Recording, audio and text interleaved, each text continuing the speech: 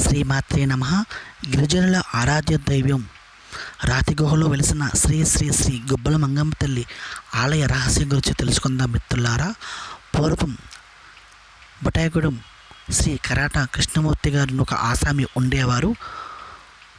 వాళ్ళు ఎప్పుడు వెదురు కలప తీసుకొస్తూ ఉండేవారు. ఒకనొక రోజున ఎడ్ల బండి కలప తిరగబడింది.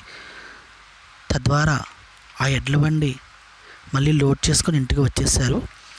తర్వాత ఆ కృష్ణమూర్తి గారికి ఆ అమ్మ కలలో కనిపించి, నేను గుబ్బల మంగమ్మ తల్లిని, త్రేతాయుగం ద్రవప్రయుగం నుంచి ఇక్కడే ఉన్నాను, నా ఉనికిని చాటి దేశమంతా తెలియపరిచి నా మహిమను చూపిస్తాను అని చెప్పింది అమ్మ కలలో.